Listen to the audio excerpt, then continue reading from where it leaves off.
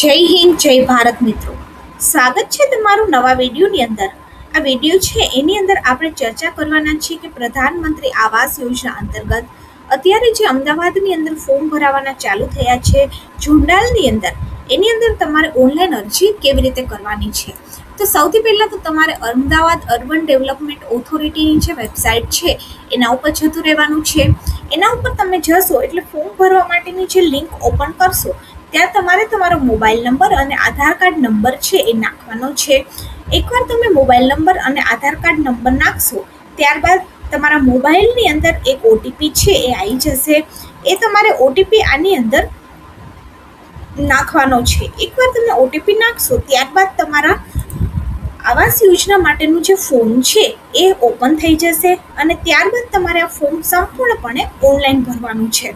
મિત્રો, વાત કરીએ તો અહીંયા ઉપર ટોટલ 95 જેટલા આવાસો માટે ફોર્મ ભરાવાના ચાલુ થયા છે. આ તમામ સંપૂર્ણ માહિતી અહીંયા ઉપર આપેલી છે કે આની અંદર પૈસા કેવી રીતે ભરવાના છે.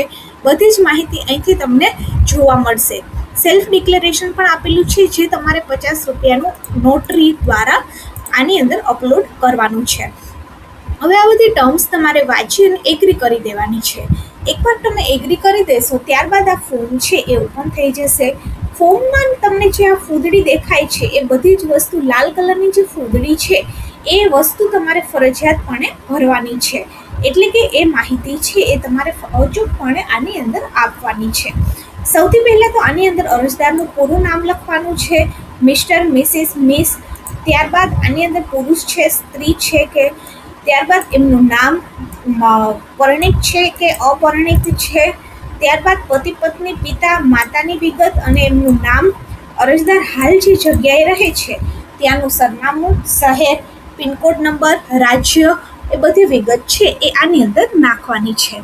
આ ઉપરાંત અરજદાર છે કાયમી સરનામું, એટલે કે હાલમાં રહે છે એ સરનામું તો નાખવાનું જ છે, પરંતુ અરજદારનું કાયમી સરનામું શું છે એ વિગત પણ આની અંદર તમારે ભરવાની છે. ત્યારબાદ આની અંદર તમારે તમારો મોબાઈલ નંબર નાખવાનો છે, વૈકલ્પિક મોબાઈલ નંબર નાખવાનો છે. અને આપણે વાત કરીએ તો આની અંદર તમારે ઈમેલ આઈડી પણ નાખવાનું છે. હવે આ મકાન તમને 5.5 લાખ રૂપિયામાં મળવાનું છે અને અરજદારની ઉંમર અંગેની માહિતી પણ આની અંદર ભરવાની છે. અરજદારની ઉંમર છે એ ફોર્મ જ્યારે ભરે છે ત્યારે 18 વર્ષ પૂર્ણ થયેલી હોવી જોઈએ. અરજદારની જન્મ તારીખ, ઉંમર, નોકરી અને વ્યવસાય, ધંધો શું કરે છે, કઈ જગ્યાએ પોતાનું કામ કરે છે, મોબાઈલ નંબર અને સ્થળનો મોબાઈલ નંબર પણ આની અંદર નાખવાનો છે. ત્યારબાદ આની અંદર આધાર કાર્ડની વિગતો નાખવાની છે. રહેઠાણના પુરાવાની અંદર તમે driving licence, ration card, BSNL અથવા તો ગેસ બિલ, પોસ્ટલ એડ્રેસનું પ્રૂફ, ઇન્સ્યોરન્સ પોલિસી અને અધર ડોક્યુમેન્ટ્સ છે એ નાખી શકો છો. અને આની અંદર તમારે રેસિડન્સ પ્રૂફ નંબર અને એને એક ફોટો છે એ અટેચ કરવાનો છે. ત્યારબાદ રહેઠાણના પુરાવા માટે કોઈ બીજું તમારે વીજળી બિલ અથવા તો ટેક્સ બિલ પણ નાખવાનું છે અને એનો નંબર અને તમારે એની ફાઇલ અહીંયાથી અટેચ કરી દેવાની છે. અરજદારની જાતિ અથવા તો પેટા જાતિ કઈ છે, એટલે કે અરજદાર જનરલ કેટેગરીમાંથી છે, SC, ST અથવા તો સોશિયલી ઇકોનોમિક છે. ત્યારબાદ એનું પ્રમાણપત્ર છે એને અટેચ પણ કરી દેવાનું છે. ત્યારબાદ કુટુંબના સભ્યોની વિગત છે એ આની અંદર નાખવાની છે. કુટુંબના તમામ સભ્યોની વિગત તમારે અહીંયાથી ભરવાની છે. એડ ન્યૂ કરી અને તમે તમારા કુટુંબના સભ્યોની વિગત ભરી શકો છો. ત્યારબાદ તમારું નામ, આધાર કાર્ડ નંબર, એજ, એની સાથે શું રિલેશન છે, શું કામ કરે છે, એમની ઇન્કમ કેટલી છે, આટલી વિગત તમારે આની અંદર નાખવાની છે. અને કુટુંબની વાર્ષિક આવક કેટલી છે એ પણ આની અંદર આવી જાય છે, એટલે કે કુટુંબની વાર્ષિક આવક પણ આની અંદર નાખવાની છે. ત્યારબાદ અરજદાર હાલની અંદર જે જગ્યાએ રહે છે એ પોતાનું મકાન છે અથવા તો માલિકીનું મકાન છે કે શું છે, અને મિલકતની જે પ્રોપર્ટી છે એ ભાડે છે, જોઈન્ટ ફેમિલી છે, વિગત અહીંયા નાખવાની છે. ભાડા કરાર હોય તો ભાડા કરાર પણ નાખી અને અટેચ કરવાનું છે. ત્યારબાદ ઘરનો પ્રકાર કઈ ટાઈપનો છે એ દસ્તાવેજ તમારે અહીંયાથી અપલોડ કરી દેવાનું છે. મિત્રો, વાત કરીએ તો આની અંદર કુટુંબનો એક જ સભ્ય છે એ આવાસ યોજના માટેનું ફોર્મ ભરવા માટે પાત્ર છે. આવાસ યોજનાના ઘર માટે કોઈ પણ સભ્ય ઘરમાંથી એક જ સભ્ય પરિવારનું ફોર્મ ભરી શકે છે.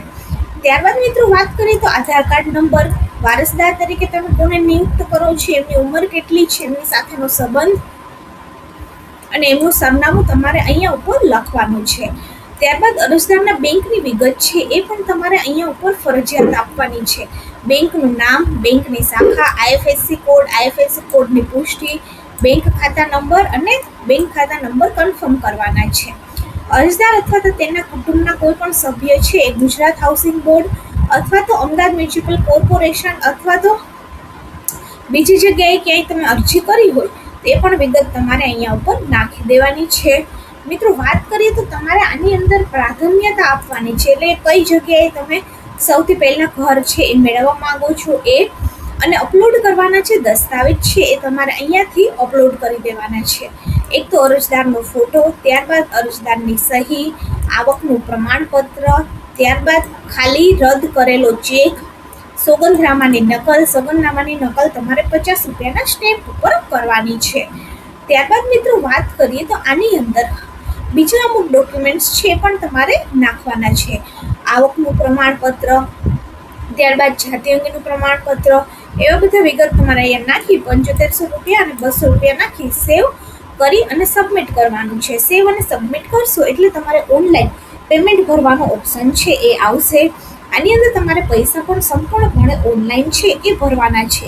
એકવાર પૈસા ભરાઈ જશે ત્યારબાદ તમારા મોબાઈલની અંદર એક મેસેજ પણ આવી જશે, એપ્લિકેશન્સ નંબર પણ આવી જશે, જે તમારે સાચવીને રાખવાના છે. કારણ કે જ્યારે પણ આવાસ યોજનામાં તમને મકાન લાગી જાય ત્યારબાદ ડોક્યુમેન્ટની વેરિફિકેશન થતું હોય ત્યારે તમારી પાસે આ અરજદારને ભરેલું વિગત છે એ પણ આની અંદર માગતા હોય છે. જો વિડીયો સારો લાગે તો વિડીયોને લાઈક કરી દેજો અને આપણી ચેનલ ગવર્મેન્ટ સાથીને સબસ્ક્રાઈબ જરૂરથી કરી દેજો. આવી જ અવનવી માહિતી જાણવા માટે ચેનલની સાથે જોડાયેલા રહો અને ચેનલને વધારેમાં વધારે લોકો સુધી